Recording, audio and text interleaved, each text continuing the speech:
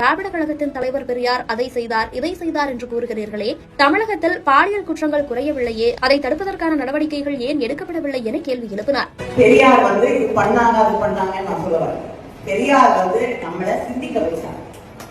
ஏன் இந்த சமூகத்துல எல்லாம் சரி பரவாயில்ல வாய மூடிக்கு நம்ம போனோம்னு சொல்லிட்டே வளர்த்தாங்களோ அதெல்லாம் எதுக்கு கேள்வி கேட்க அப்படின்னு நமக்கு நம்ம அப்பா யோசிக்கிறோம், நம்ம தாத்தா பாட்டி யோசிக்கிறோம். ஏன்னா அவங்க எல்லாமே அதுல மூடி போய் வாழ்க்கை கொண்டிருந்தாங்க. அதை மாற்றி ஒருத்தர் கேள்வி கேளு, உன்னுடைய வாழ்க்கையை நீ மாற்றிக்கொள்ள முடியும் அப்படின்னு சொன்னது தந்தை பெரியார். பாலியல் பலாத்காரத்தை கேட்கிறேன், நான் உடனே கேட்கிறேன், என்ன சொல்லி வளர்க்குறாங்க? 6 மணிக்கு வீட்டுக்கு வந்து, ஏன்னா இருக்க வெளியில போனீங்கன்னா ஏதாவது தப்பா நடக்கலாம், இந்த ட்ரெஸ்ஸை போட்டுட்டு வெளியில போகாத, 4 பசங்க கமெண்ட் அடிப்பாங்க, தப்பா பேசுவாங்க, தப்பா நடந்துக்கலாம் சொல்றாங்களா?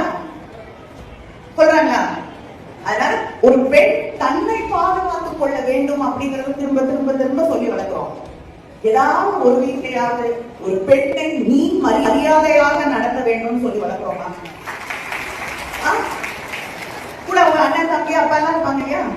ஒரு பொண்ணை பார்த்தா அவ ட்ரெஸ் அவ இஷ்டம், அவ பண்ணபடி நிற்கிறான்னா அவ இஷ்டம், நீ ஏன் கமெண்ட் அடிக்கிற?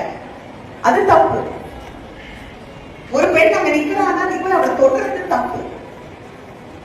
ஒரு பெண்ணுடைய உடலுக்கான உரிமை அவளுக்கு மட்டும்தான் இருக்கு. அவ இல்லைன்னு சொல்லும் பொழுது அவளை தொடுறது தப்பு, குற்றம் அப்படின்னு சொல்லி எத்தனை பேர் வீட்டுல வளர்க்கிறோம் இல்லையா? அதை பண்ணும் பொழுதுதான் இந்த சமூகம் மாறும்.